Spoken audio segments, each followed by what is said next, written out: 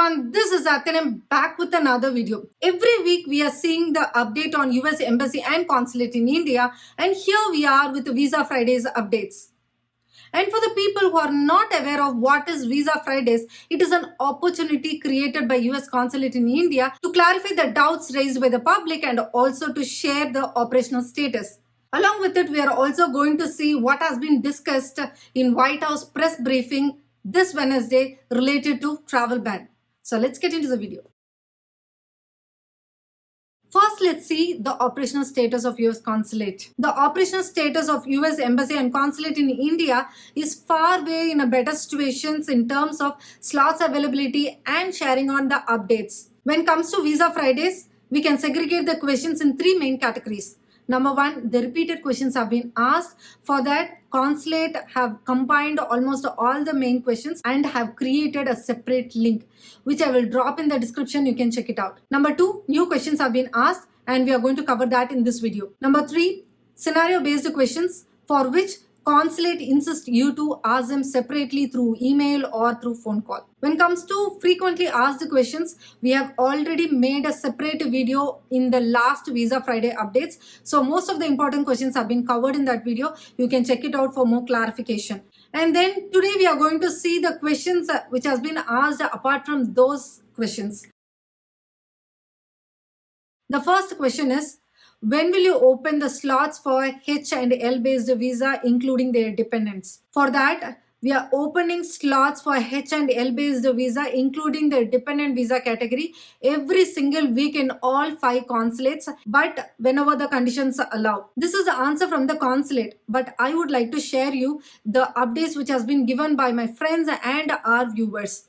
As like the updates which has been shared by the consulate, there are a lot of slots which has been opened in the month of September. Yes, it is true, because a lot of people are able to book the slots. That is the surprising element here is they were able to get the slots within a couple of days or within a week itself.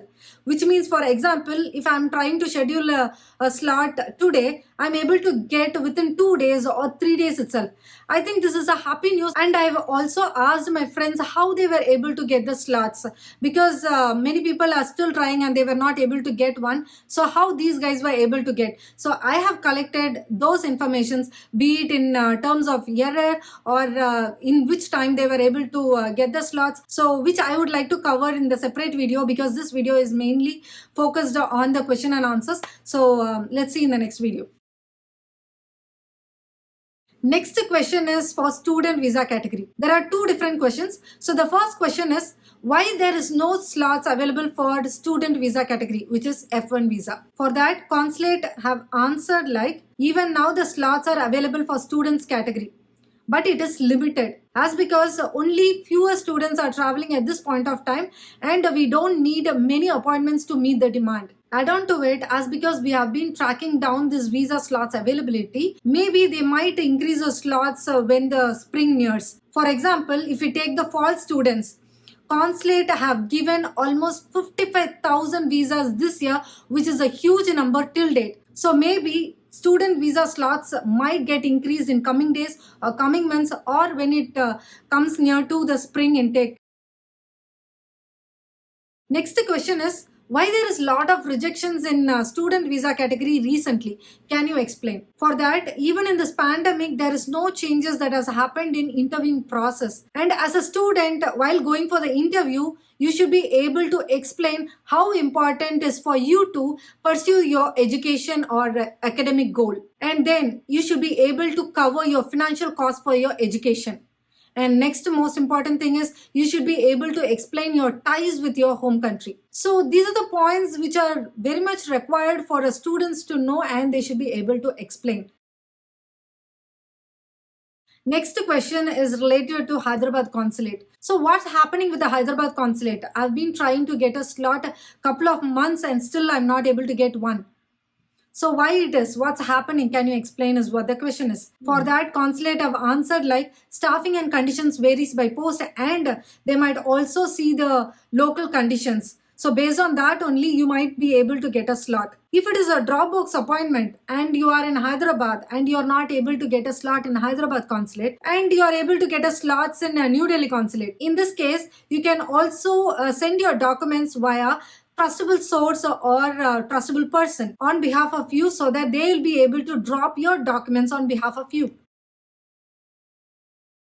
Next question is from a person who hold a valid visa but still not able to get the NIE approval. Adding on to the same question, he also mentioned like, why don't you allow people who hold a valid visa and fully vaccinated? For that, consulate have answered like, if you hold a valid visa, then try getting NIE. Coming back to the real-time updates, if you are not able to get the NIE, then try traveling via third country. But still you are sticking on to the NIE approval, which means you want to travel after NIE approval, then it's okay. If you have been denied once, you can apply again. It's not going to affect your visa at any point of time. So if you have been denied for the first time when you applied for NIE, it's okay, you can reapply. But while applying second time, make sure that you give the right justification and don't forget to attach the client letter along with your NIE request. Next question is on immigrant visa category. Could you please inform us about F2A category interview? For that, the consulate have answered like, right now they are focusing on the cancelled appointments, 221Gs, reissuing the expired visa, and as times allows, they also accept petitions via NVC. But consulate have also mentioned that they will not be able to predict when you will be called for the visa interviews. When will the B1, B2 slots get open? And also, there are a lot of people who have been waiting after paying the fees, which is the application processing fee. So for that, the consulate have answered like, till now, B1, B2 is in the restricted category and they are prioritizing for the emergency circumstances. And then coming back to the visa application processing fee, as the consulate is well aware that many people have paid the fee but still not able to schedule their interview, be it for many reasons. So the MRV fee validity has been extended till the next year, which is like September 30 of 2022. So if in case they are going to open the slots in coming months, maybe you'll be able to reschedule your slots. Next is the usual question that everyone are having, when the travel ban will be lifted. And it's the same like every single week this question has been raised in White House, and this week also it has been raised. Recently there was a discussion like they might bring the vaccination rule for foreign nationals to enter into US. So are they going to override the current travel restrictions with the new system? If that is the case, then how long does it take? A week or a month? When can we expect? For that, the press secretary have answered like, it is an international component to create a consistent and equitable approaches.